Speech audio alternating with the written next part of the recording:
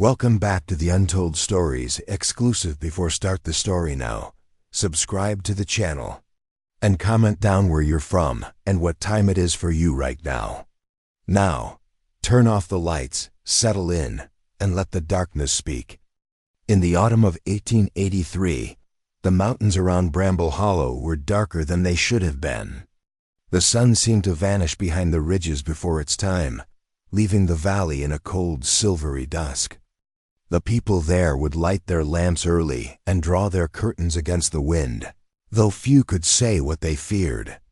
Perhaps it was only the emptiness. Perhaps it was something older. Bramble Hollow was a small mining settlement hidden deep in the folds of Western Virginia.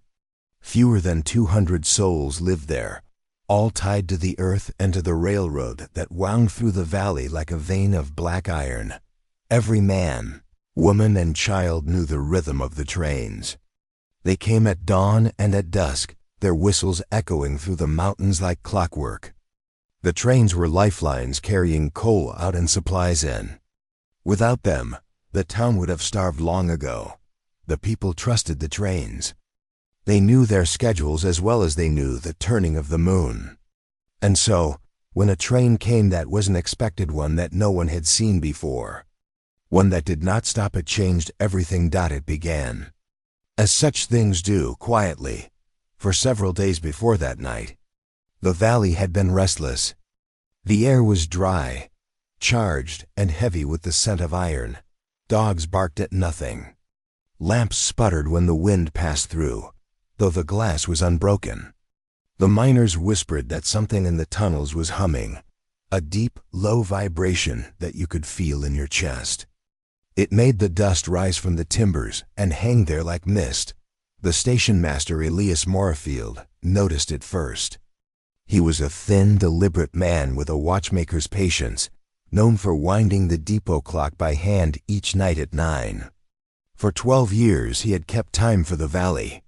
The trains were his congregation, and he was their quiet minister. But in the days before the incident, Elias began to miscount. He swore the clock ticked too slow, though its gears were clean and oiled. Each morning, he'd find the pendulum stilled at some peculiar hour, sometimes just after 2. He replaced the batteries in his pocket watch 3 times in 1 week. They always failed before dawn. The townsfolk teased him for his worry. But there was something in his eyes they didn't understand, a look, like a man listening for a sound only he could hear. His daughter Clara had inherited his silence. She worked part-time at the post, sketching trains that passed through the hollow. Her drawings were careful, almost reverent. But lately, she had begun sketching trains that no one had seen.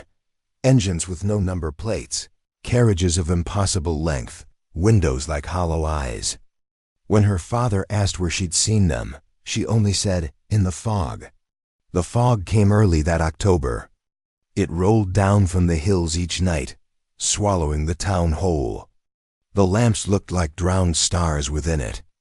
And somewhere, beneath all that quiet, came a sound, faint, rhythmic, metallic.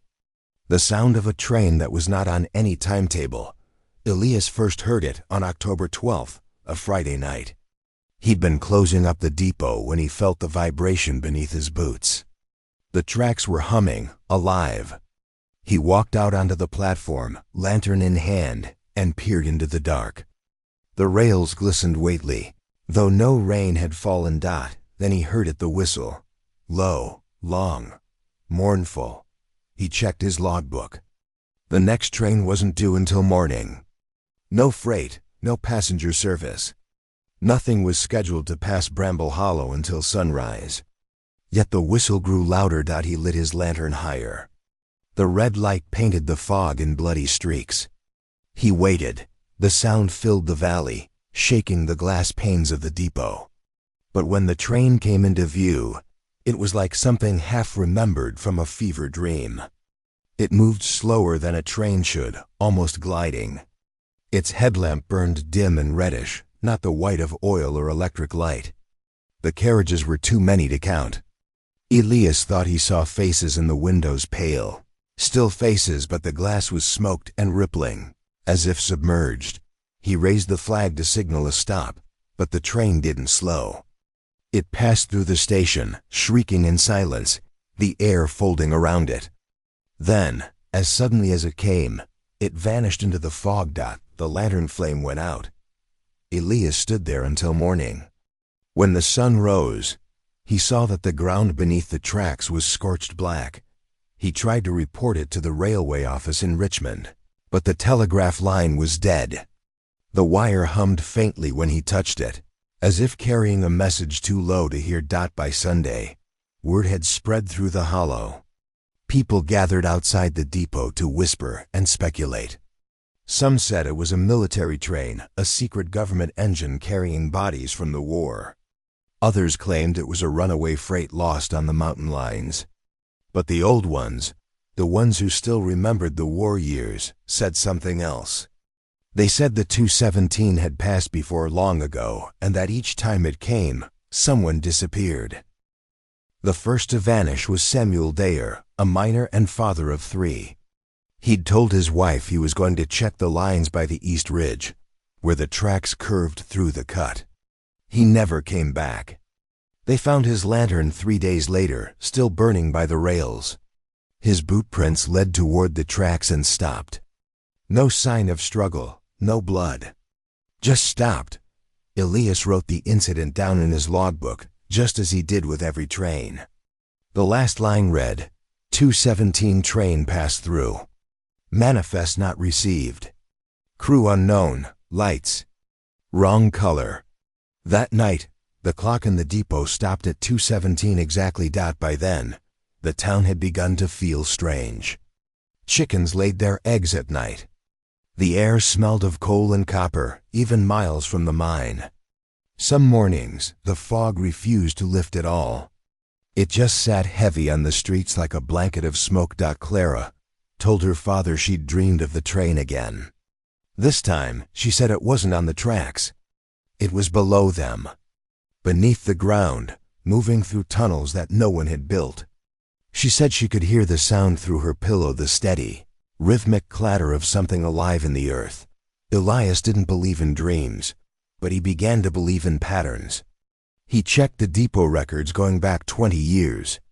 The same week, the same date every 5 years, reports of a phantom train had come in from towns along the line.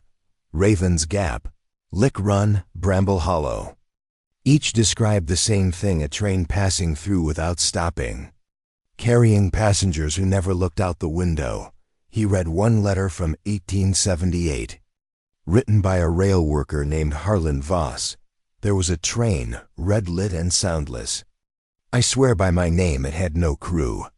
The men saw it come, but when we went to flag it, it passed like mist through us. My hand burned after, as if touched by a furnace door. That train, Elias learned, had derailed a week later at Ravens Gap, killing all 13 aboard. The company buried the wreck and laid new track. The line was struck from the record. But maybe the dead never stopped moving. Maybe they simply changed lines. As October deepened, Bramble Hollow changed too. The mine's yield fell to nothing.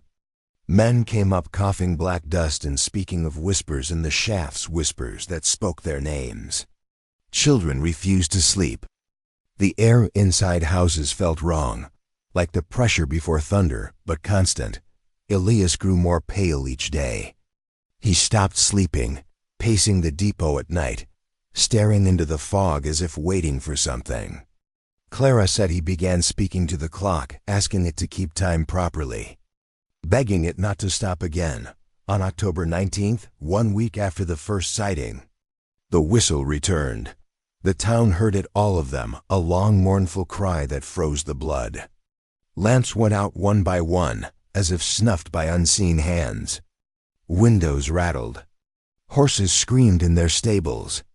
And through the fog came that same red glow, pulsing like a dying heart. Elias was waiting.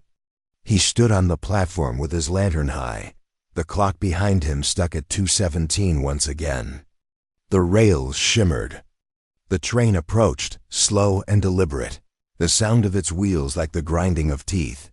He did not move. Some say he stepped forward as it passed, reaching out to touch the first carriage. Others said the light consumed him whole. By morning, there was no trace of him, only his lantern, its glass cracked, still faintly warm. When the townsfolk searched the depot, they found his logbook open on the desk.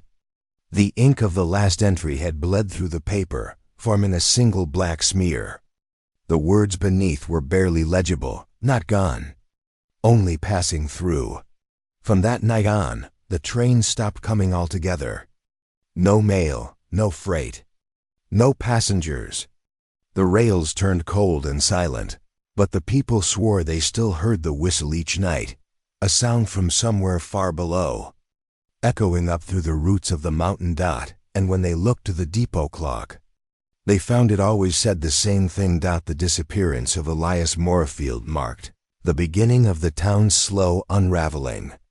It wasn't sudden horror, rarely is. It crept into the seams of ordinary life, quiet and patient, like a frost working its way through the roots before winter truly comes. At first, no one spoke his name aloud. The people of Bramble Hollow had always believed in certain silences that to name a vanished soul was to remind the darkness where it had been successful. They kept their eyes down and their tongues still. The depot was locked, the lantern extinguished, and the rails left to rust in peace. But the silence did not save them. Within a week, the fog returned, thicker than before. It came rolling down from the ridges, white and opaque, blotting out the treetops. It smothered sound. Even the barking of dogs seemed to come from far away, as though from beneath the ground. The mine foreman, Isaac Bell, said it was the weather turning for the worse. He told the men to keep working. But fewer men came to work each day. Some had left the hollow altogether, walking east along the old post road, saying nothing as they went. Others stayed, but not out of courage. They stayed because the valley held them. Every road out was buried in fog. Horses would not walk it. The miners said the forest paths bent back upon themselves, leading travelers to the same gate they'd left. The town became a hollow thing, a place that looked alive but WASN single quotes T. By mid-November. The sound of the train whistle had returned, not nightly but unpredictably. Sometimes at dusk, sometimes before dawn.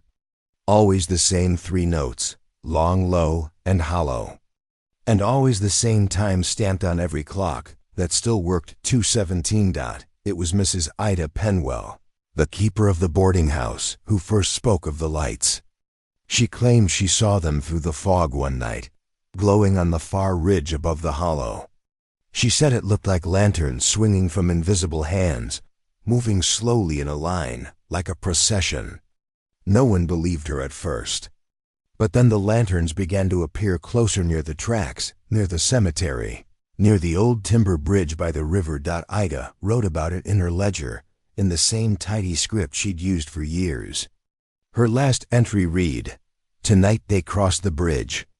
The air smelled like iron and lightning. The fog glowed red from within. Something is traveling the valley that is not of this earth." The next morning she was gone. The boarders said they heard her pacing the floor around midnight, muttering prayers. When they went to her room at dawn, her bed was empty. The ledger lay open on the knitstand, and on the floorboards beneath it, faint footprints in soot. The constable, a man named Jonas Whitlow, gathered what few men remained to search for her. They followed the tracks to the riverbank. There they found something no one could explain, the impression of train wheels not on the rails, but across the damp soil itself, as if a locomotive had passed straight over the earth. Jonas tried to dismiss it, saying the ground was too soft, that the markings were tricks of water and mud. But when he reached down to touch them, the soil was dry, burnt. He never returned to his post after that day.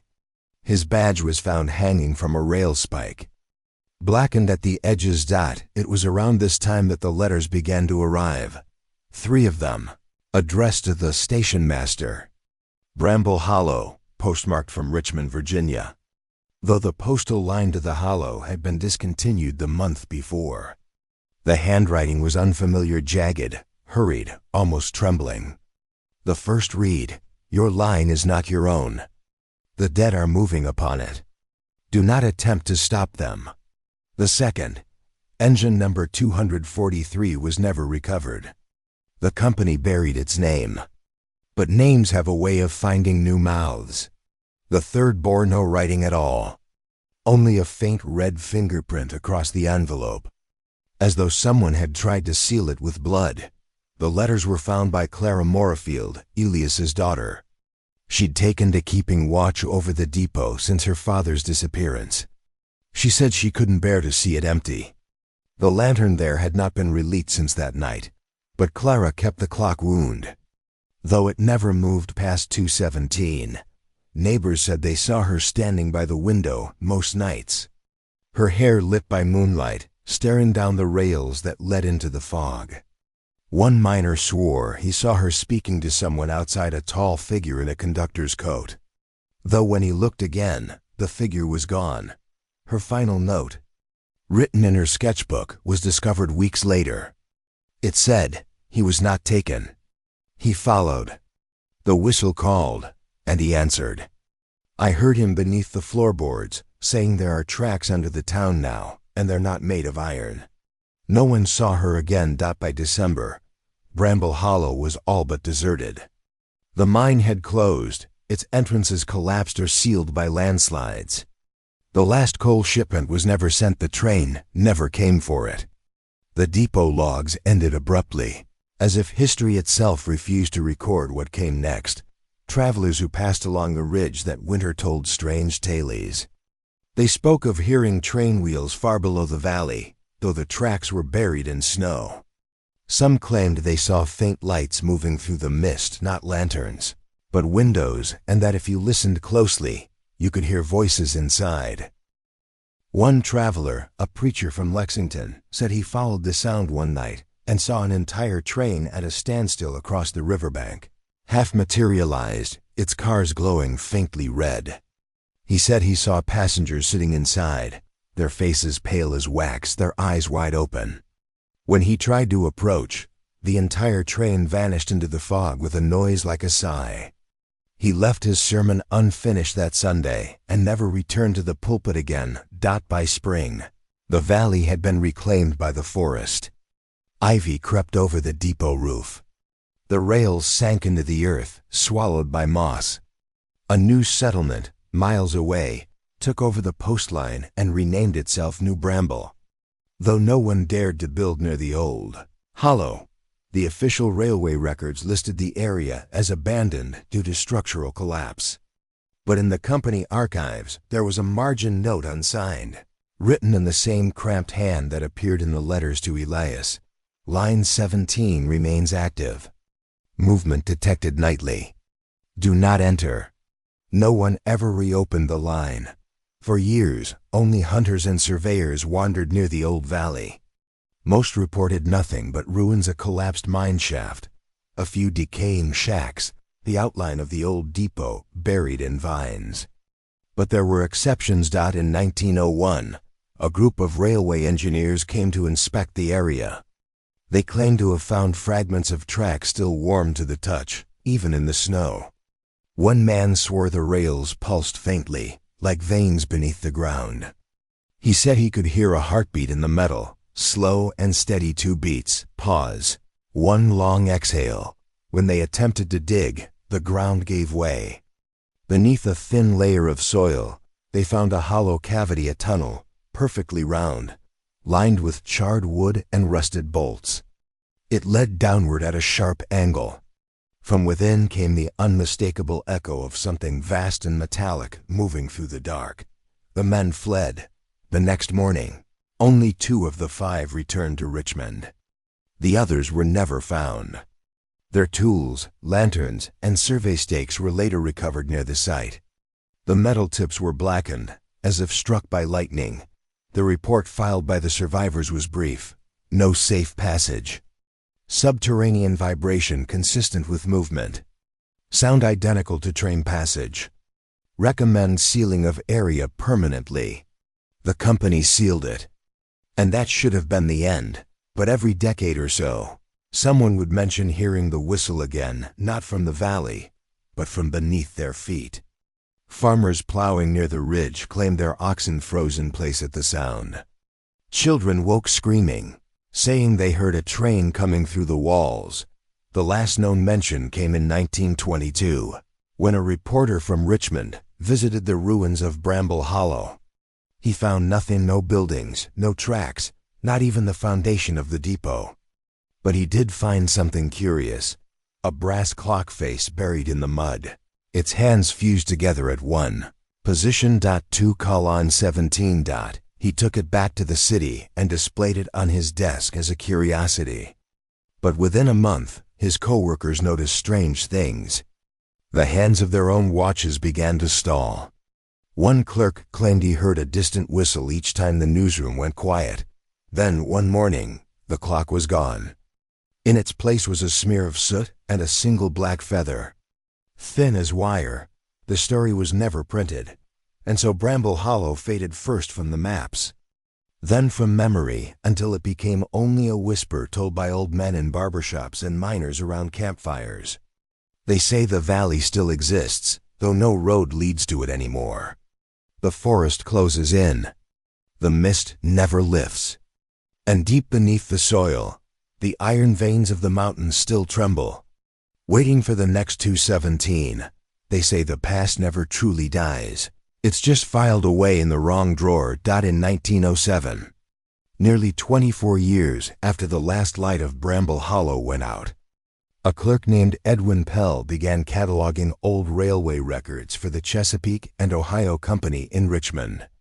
His task was dull: to gather old line ledgers, retire unused routes, and reconcile ghost expenses, as the ledgers called them, small recurring costs from rail lines that no longer existed. The first entry that caught his eye was under Line 17, Bramble Hollow Division.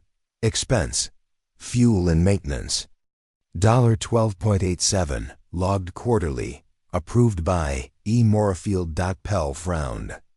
Elias Morafield was listed as the station master for Bramble Hollow. But Elias had been missing since 1883. His name should not have appeared on a payment. Dated March 1907, he assumed it was a clerical error, a copy-paste from an older ledger. But the handwriting was fresh. And beneath the signature, in faded red pencil, someone had written, "Service continues uninterrupted. Do not inquire." He set the book aside, uneasy. The pages smelled faintly of iron, as though they'd been stored near blood or rust. Days later, while sorting through the company's older archives, Pell found a sealed envelope wedged between 2 volumes of accident reports. The paper was brittle with age. On the front, in precise block lettering, it read, "Confidential Ravens Gap Collision Report, 1878. He opened it. Inside were 11 pages, mostly routine: train schedules, mechanical notes, and casualty lists. But at the bottom of the final page was a hand-scrawled addition. No signature, no date. Do not attempt recovery. The engine will not cool. The bodies are unfit for burial. All carriages sealed and sunk per order." Pell's hands trembled as he turned the pages. The ink bled through, blotting the type beneath. There was mention of an engine number 243, declared destroyed in a fire. Yet another sheet, a carbon copy from 1883, bore a small annotation. Engine number 243 sighted passing Bramble Hollow at 2:17 a.m. Report unconfirmed. The same year the town disappeared. For weeks, Pell could think of nothing else. He scoured every record he could find related to the line: freight manifests, telegraph logs, even employee journals. Many had been deliberately blacked out. Entire pages were missing, corners burned. One ledger had its final entries written backward, mirror-scripted, as though someone had meant to hide them from the reader. When reversed, the words were simple, almost pleading. It runs still. The dead take their own freight.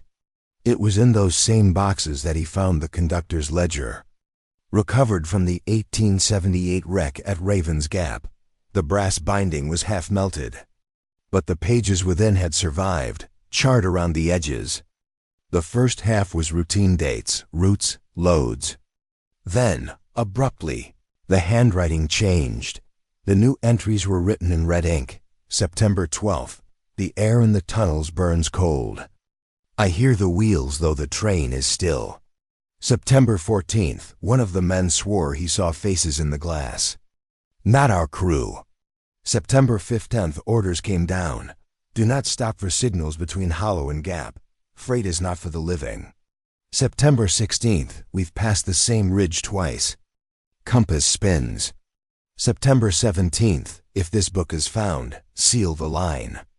The 217 carries more than coal. Pell closed the ledger, heart pounding. He knew what he was reading wasn't company routine, it was confession.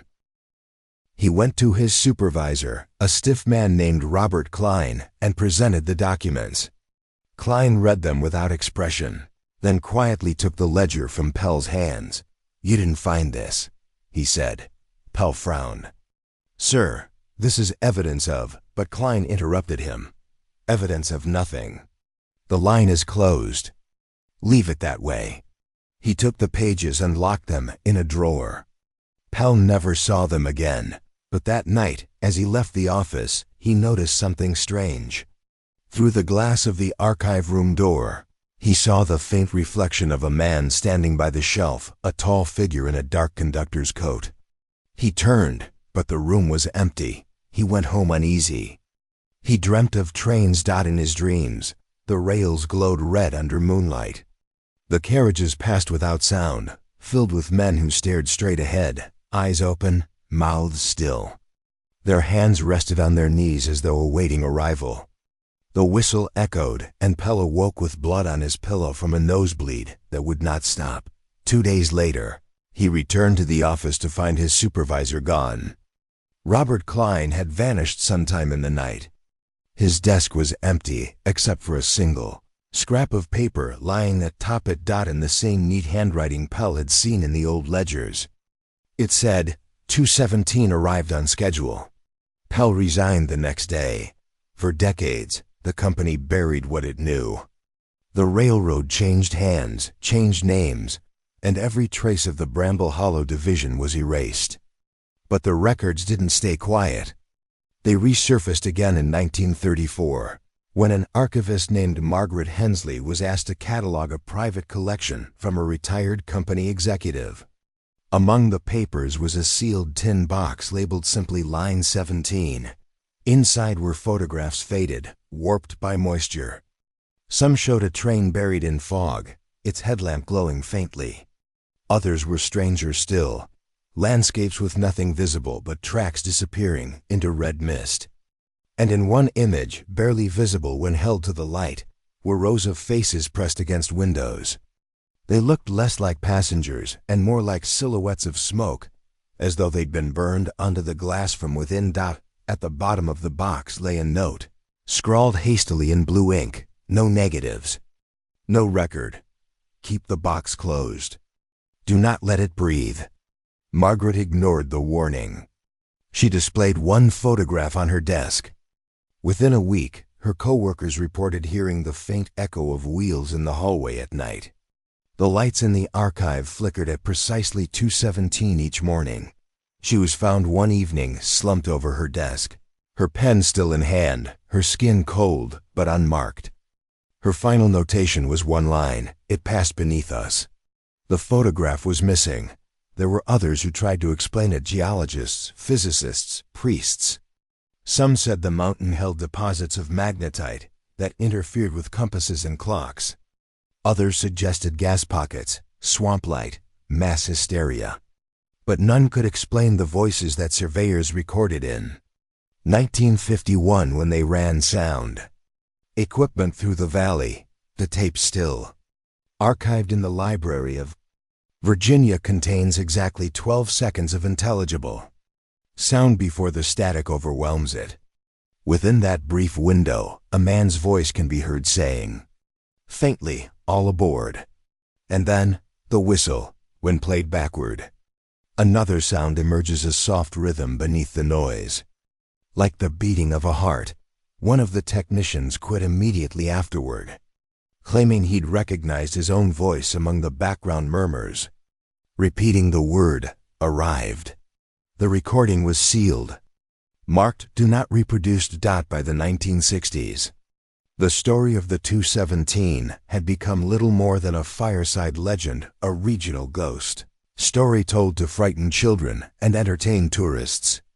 But deep in the company archives, beneath the financial ledgers and payroll slips, the documents of the deadline, as the employees had come to call it, remained. A historian named Dr. Louis Pardue, who specialized in Appalachian folklore, requested access to the original Ravens Gap accident files in 1968. What he found convinced him that the train had never been derailed at all. According to a letter from one of the company's early engineers, the collapse had not been natural. It had been deliberate. The letter, dated October 1878, read, "We were ordered to collapse the tunnel once the fire began. The coffins were sealed and stacked in freight car 4. The men inside were not all dead. Some were speaking even after the blast. We buried them alive in the gap." Pardue published his findings in a small academic journal, but few believed him. The article was suppressed within a month. He died the following year, officially of a heart attack, though his wife swore he'd been healthy. On his desk, they found a single note written in his own hand: "The rails never end. They go down." After his death, the tunnel at Ravens Gap was sealed permanently with concrete. But locals say that in the still of winter nights, you can hear something beneath it, the metallic rhythm of wheels turning against stone, echoing upward through the frost. The 217 was never just a train. It was an error in the world, a wound that refused to close. Each generation that tried to bury it only drove it deeper, until it became part of the land itself, a heartbeat under the mountain, pulsing red through time. The documents, the letters, the ledgers all said the same thing, written differently. Century after century, service continues uninterrupted. Do not inquire. And always the same hour, the same name, the same unbroken schedule. 2:17. Time erases most things, but not every timetable. There are ledgers whose ink refuses to fade, and names that reappear when they should not. In the spring of 1907, a railway inspector named Leland Harker was sent from Richmond to verify the closure of obsolete lines in the Blue Ridge region. He was a quiet man, meticulous, a believer in the precision of machines. To him, a rail line was not superstition. It was geometry and schedule, of faith in iron and mathematics. He carried that faith with him into the mountains, and it was there that it broke. Harker's assignment was simple: confirm the decommissioning of Line 17, the defunct Bramble Hollow division. Officially, the tracks had been removed decades earlier after the collapse at Ravens Gap, but some of the companies' recent reports showed fuel allotments still being charged to the route, the same mystery that had once caught Edwin Pell's eye. Harker arrived in the nearby town of Ridge Point on a mild April evening. The locals eyed him strangely when he mentioned Bramble Hollow. One old man spat into the dust and muttered, "There's no hollow left to find." Another crossed himself. Harker laughed politely, as men of science do when confronted with folk warnings, and asked only for directions.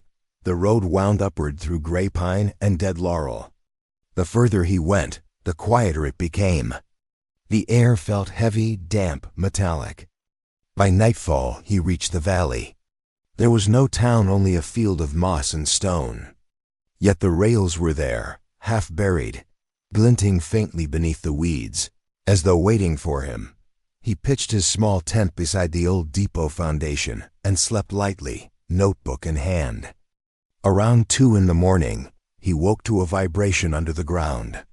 At first he thought it thunder. Then came the rhythmic tremor, steel on steel, distant, deliberate. He sat upright, heart pounding. It could not be a train. The line was dead. Still, the sound grew closer, the cadence of wheels and couplings, until it seemed to pass directly beneath him. The earth swelled like a breath, then fell still. The night returned to silence. He wrote in his log, 2:17 a.m. undersoil vibration, consistent with locomotive passage. No visible source. Duration, 43 seconds. The next day he walked the valley. He found remnants of track vanishing into a hillside. When he cleared the debris, he uncovered a tunnel mouth sealed by stones. On one of the stones someone had carved, in shaky letters, #243. He pried loose a smaller stone near the bottom. Cold air poured out air that smelled of coal smoke and something else, something sweet and rotten. Harker stumbled back, coughing. He covered the hole quickly and marked it for later excavation. That evening, he discovered an abandoned satchel near the foundation of the old station.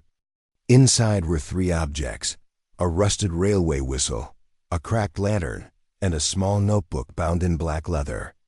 The first page bore a name written in an elegant hand, Elias Morafield. Harker froze. He had read the name before in the company archive, The Missing Station Master, of 1883. He opened the book and began to read. The train does not run by clock or sun. It runs by memory. The rails hum when it draws near. I have seen the faces in the glass, not ghosts, but passengers awaiting release. They are not bound for heaven. They are bound for continuity. The later pages were darker, frantic. I thought I heard Clara calling from the tunnel. The whistle is not a warning. It is an invitation. I will board when it passes again. The final line was written twice, as if pressed with desperate force. Not gone, only passing through. Harker closed the notebook. He felt an irrational chill creep up his neck. He packed the book away, telling himself it was a forgery, some relic left by drifters. Yet he could not deny the handwriting matched that of the old depot logs preserved in Richmond. That night, the vibration returned. 2:17 a.m., precise as a metronome. The tent poles trembled. His lantern swayed. This time he heard the whistle. It sounded close, impossibly close, and he smelled burning oil and frost together. He gripped the notebook like a talisman until the sound faded into the hills. The next morning, he followed the rails west toward Raven's Gap. The path curved through twisted pines and ended at a collapsed tunnel. The debris had fused into a single black mass, like stone melted by lightning. Yet through the cracks came a faint red light, pulsing slowly. He leaned closer and felt warmth on his face. Then, from inside, came the echo of a man's voice. "Tickets, please." Harker stumbled back, dropping his pack. The light flickered once and vanished. He ran until the trees broke into open ground. When he looked back, he saw only mist rising from the tunnel mouth, shaped like steam. Days later, he arrived breathless at the company office in Richmond. He demanded that the line be officially condemned, the valley sealed. The officials listened politely until he mentioned the name Elias Morafield. Then their expressions changed.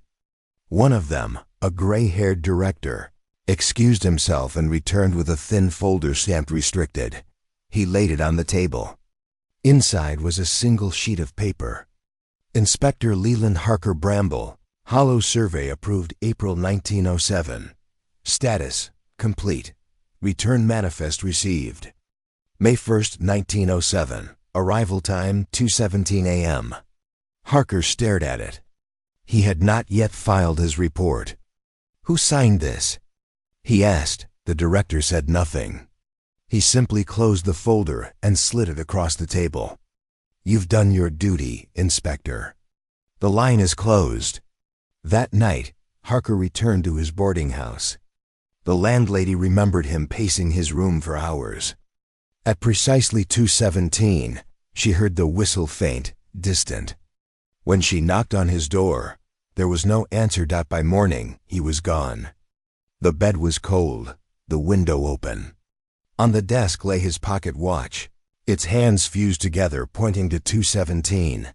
The company listed him as missing, presumed dead. His notebook was placed in the archives beside Elias Morafield's. Years later, when the archives were relocated, a janitor handling the boxes claimed to hear the rattle of a train beneath the floorboards.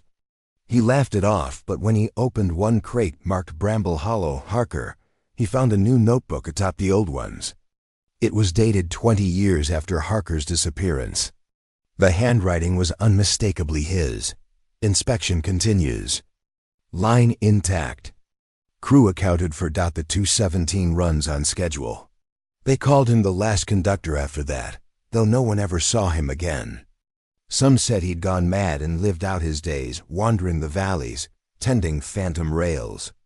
Others believed the train had claimed him, that he now walked its length eternally, punching invisible tickets for passengers who never disembarked.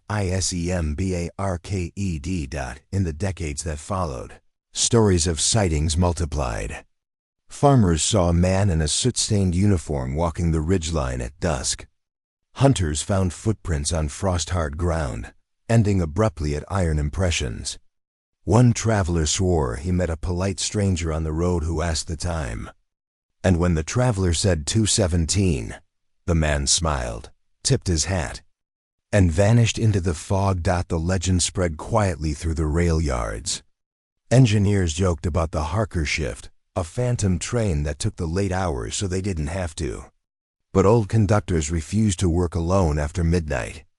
They said if you saw a red glow ahead on the tracks, you must look away. Because if you looked directly into that light, you'd see your own reflection sitting inside the carriage. And sometimes, when a rail worker died suddenly on duty, his logbook would be found open. A new entry written in handwriting not his own. Transfer complete. Next departure 217. The living learned to leave those pages unturned. By the early 20th century, rail traffic had shifted eastward, and the lines through the Blue Ridge fell silent. Forest reclaimed the embankments. Storms buried the rails. But even now, those who camp near the old valley speak of hearing wheels in the dark, earth and a voice calling softly through the trees, "All aboard!" It is said that when the 217 passes, the wind stills, and time hesitates. Watches stop. Hearts falter for the span of 3 breaths. The world holds still while the dead keep moving. Somewhere, the last conductor walks the length of his endless train, punching tickets no living hand can hold, guiding his passengers toward a destination that never arrives. Every story that survives this long leaves a residue, bits of truth clinging to the rust the living forget. The ledgers do not. In 1938, a young historian named Thomas Eldridge began work for the newly founded Appalachian Historical Society. His passion was cataloging ghost towns, those brief blinks of civilization swallowed by forest and time. When he read a one-line reference to Bramble Hollow in an old railway directory, he thought it a perfect curiosity. Station closed 1883, reason unspecified. He expected a footnote. Instead, he found a labyrinth. The records of the Chesapeake and Ohio were scattered by then warehoused. Sold, forgotten. Eldridge worked by lantern in the basements of courthouses, copying faded manifests by hand. Among stacks of dull receipts, he found a single slip of carbon paper, so thin it crumbled when touched. The heading read, "Train Manifest No. 243 per Bramble Hollow. Line departed 2:17 a.m. status." En route. There was no arrival time. The entry date was blank. He turned the page over and found the impression of another hand pressing from the reverse side, a faint groove of words written in older ink. Cargo, 13 souls and 1 station master. Eldridge laughed at first. Some clerk's morbid joke, he thought. But the indentation cut through 2 sheets beneath. Whoever wrote it pressed hard, desperate to be remembered. That night, in his boarding room, he transcribed every word he could salvage from the crumbling papers. He wrote until his fingers were black with dust, when the wind rose outside, rattling the window. He fancied he heard the deep hum of rails far below the floorboards. He told himself it was imagination. Yet, when he checked his watch, The hands had stopped 2 minutes past 2. Weeks later, he traveled to what maps still called Old Bramble Valley. No road marked the way. He followed deer trails and the faint trace of a drainage ditch until he came to a clearing ringed by pines. The air there smelled of iron and rain, even though the sky was clear. At the center lay what had once been a rail bed, 2 long scars in the grass, parallel and perfect, leading into the hill. He felt the soil with his hands. It was warm. He dug carefully with a spade until the edge of metal caught the light. When he brushed the earth away, he saw the rail shining beneath, uncorroded. Pulsing faintly red in the dusk, he dropped the spade. The vibration thrummed up through his boots. Steady as a heartbeat, he retreated, breathless. But curiosity overruled fear. He marked the spot and returned the next evening with paper, chalk, and a small phonograph recorder. He meant to capture sound evidence for his research. At exactly 2 a.m., the ground began to tremble. The phonograph needle jumped. The wax cylinder hissed. And then came the whistle, long, low, hollow. He stared into the valley as a red glow bloomed in the fog, brighter, nearer, until it filled his sight. For one terrible instant he saw it, the 217, whole and gleaming, sliding through the mist as if the years had never touched it. Carriages followed. Windows dark except for faint silhouettes sitting upright inside. Their faces were pale as ash. Mouths parted in silence. At the rear platform stood a man in a conductor's coat, punching tickets into the empty air. He turned his head toward Eldridge and raised one hand in greeting. The historian tried to shout, but no sound came. The air was sucked away, and the world held its breath. Then the train was gone. The valley was empty again. On his recorder, only static remained, but within the static, when played slow, there was a whisper. Next stop. Eldridge fled the valley at dawn, leaving his equipment behind. He reached Lexington 3 days later, shaking and feverish. His notes, recovered after his death, ended mid-sentence. The line does not end beneath the mountain. It goes deeper. It passes through places that have no maps. He was buried under a false name at his own request. His grave marker bears no date. After that, the story blurred again into rumor. Old miners claimed the valley lights reappeared during wartime 1943, 1965, 1971, each time when troop trains crossed the Blue Ridge at night. Engineers reported strange interference on their radios at exactly 2:17. Once, a telegraph operator near Clifton Forge received a single coded transmission on an inactive wire. The message, when decrypted, read, "Line 17 clear. Proceed."